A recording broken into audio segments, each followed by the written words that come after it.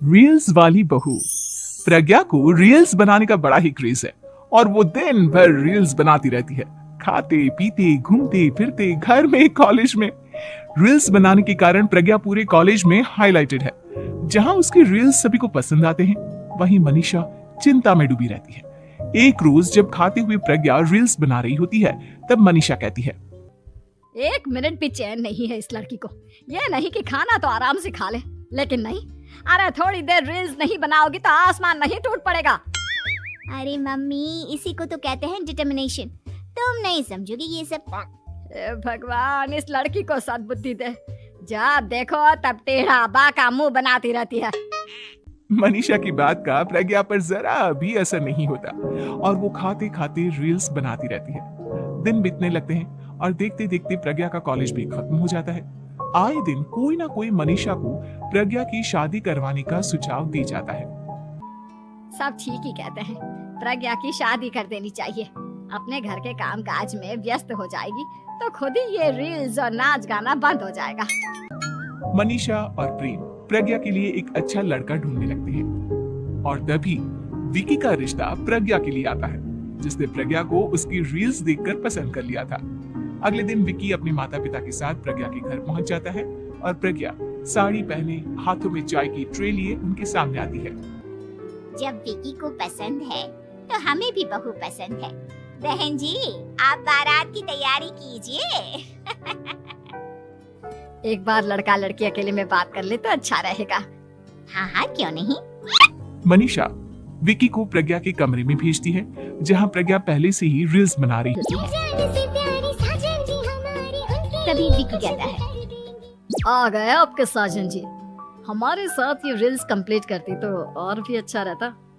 अच्छा जी, अब आ ही गए हैं तो बना ही लेती हूँ आपके साथ। दोनों मिलकर रील्स बनाते हैं। जब वी मीट और तुरंत पोस्ट भी कर देते हैं। फिर विकी कहता है, जब आप साड़ी में चाय लेकर आई तब मुझे लगा कि कहीं मैं गलत घर में तो नहीं आ गया। अब सही है। दोनों की शादी पक्की हो जाती है और शादी के दिन भी प्रज्ञा रील्स बनाने से चूकती नहीं, यहाँ तक कि बारात के समय भी नाचते हुए रील्स बनाती है। सभी लोग प्रज्ञा की तारीफ के पुल बांध देते हैं और प्रज्ञा नाचती गाती अपने ससुराल चली जाती है। सब कुछ अच्छा चल रहा होता है। प्रज्ञा यहाँ भी दिन भर हर चीज की रील्स बनाती रहती है।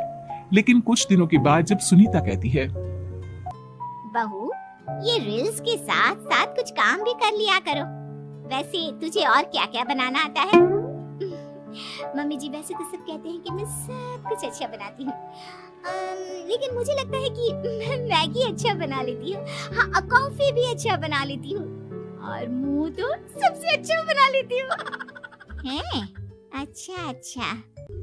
सुनीता अपना माथा पकड़ लेती है और कहती है, बहू, कुछ खाना बनाना भी सीख लेती। मम्मी जी, मैं लंबी प्लानिंग कर रही हूँ।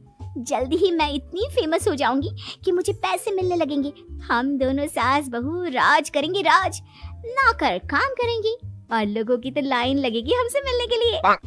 तेरा दिमाग खराब हो गया है क्या बहू? हंसी मजाक तक ठीक है, लेकिन इस तरह घर नहीं चलते। जितना जल्दी हो इस घर के तौर तरीकों को सीख लो। प्रज्ञा मुंह घुमाकर चली जाती है और तुरंत उसी वक्त एक रील बनाती है। ये देख सुनीता का गुस्सा 7वें आसमान पर चला जाता है और विकी के घर आती ही सुनीता उसे सब कुछ बताती है। विकी भी अब प्रज्ञा की इन हरकतों से परेशान हो जाता है। तुम टेंशन मत लो मम्मा, मैं देख लूंगा। विकी कमरे में जाता है तो देखता है कि प्रज्ञा रील्स बना रही है। विकी बड़े ही प्यार से प्रज्ञा से कहता है, प्रज्ञा, इन सब के लिए मैं तुम्हें मना नहीं कर रहा हूँ, लेकिन फिर भी हर वक्त तो ये अच्छा नहीं लगता ना। समझने की कोशिश करो, मुझे भी तुम्हारा थोड़ा वक्त चाहिए। मैं जब ऑफिस से आता हूँ तो मुझे समय देने की जगह इसी में लगे रहते हो। तुम ज्यादा ही सोच रहे हो। तुम भी मेरे साथ रील्स बनाओ ना, तुम्हें भी बहुत अच्छा लगेगा। तुम्हें इज्जत से कोई बात समझ में नहीं आती क्या? दिमाग खराब हो गया है तुम्हारा इस चकाचौंध से। अगर तुमने अपना रवैया नहीं बदला तो मैं तुमसे दूर चला जाऊंगा। तुम ही रिश्ता लेकर आए थे, मुझे लड़कों की कमी नहीं थी और ना आज है। विकी दरवाजा पटककर चला जाता है। धीरे धीरे विकी प्रज्ञा से दूर होता जाता है। एक रोज मनीषा प्रज्ञा के ससुराल उससे मिलने जाती है। तब सुनीता उससे कहती है, बहन जी, अब आई हैं तो कुछ दिन यहाँ रहकर जाइएगा, आप ही का घर है। हाँ मम्मी, बहुत दिन हो गए तुम्हारे साथ एक भी रील नहीं बनाई मैंने। प्रज्ञा तुरंत अपने फोन में रील्स ऑन कर लेती है। ये सब मुझसे नहीं होता। तेरा ये भूत अभी तक नहीं उतरा क्या? बहन जी, आप कुछ कहती नहीं क्या इसे? जब आप ही कुछ नहीं कर पाई तो मैं कर ही क्या सकती हूँ। सास तो वैसे ही बदनाम है। शाम को घर की लाइट चली जाती है और मनीषा प्रज्ञा से कहती है, मेरे घुटनों में बहुत दर्द हो रहा है, तू लाइट का कुछ इंतजाम करना बेटा। अच्छा, कैंडल जला देती हूँ मम्मा। प्रज्ञा गाते हुए कैंडल जलाती है और खिड़की के पर्दे के पास रख देती है। मनीषा, जिसे बहुत दर्द हो रहा है, वो सो जाती है और प्रज्ञा हमेशा की तरह अपने रील्स में लग जाती है। उधर कैंडल की वजह से पर्दा आग पकड़ लेता है और मनीषा के कमरे में आग लग जाती है। बचाओ, कोई है, बचाओ। सभी भागते हैं और विकी कमरे की आग बुझाने में लग जाता है, लेकिन तब तक मनीषा आधी जल चुकी थी। मनीषा की हालत देख प्रज्ञा रोने लगती है। विकी मनीषा को तुरंत हॉस्पिटल ले जाता है और उसे एडमिट कराता है। विकी प्रज्ञा से कहता है, देख लिया ना, तुम्हारे इस नाच गाने की वजह से आज तुम्हारी माँ की जान जाते जाते रह गई। अब पता नहीं तुम और क्या चाहती हो। उधर डॉक्टर कहते हैं इनकी हालत बहुत नाजुक है, आधे से ज्यादा जल चुकी है।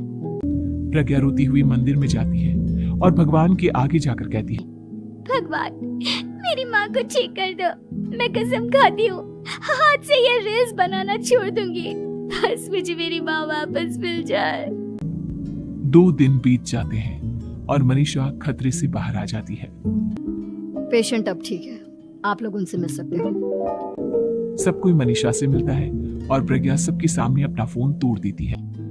मुझे माफ कर दो मम्मा, मैंने तुम लोगों की बातों को नजरअंदाज किया। बेटा, कोई भी चीज जरूरत से ज्यादा खराब है। मैंने तुम्हें रील्स बनाने से कभी मना नहीं किया, लेकिन हर वक्त एक ही चीज तो सही नहीं है। मैं समझ गई हूँ मम्मा, आई एम सॉरी। प्रज्ञा उस दिन से रील्स बनाना छोड़ देती है और पूरी तरह से अपने घर में लग जाती है।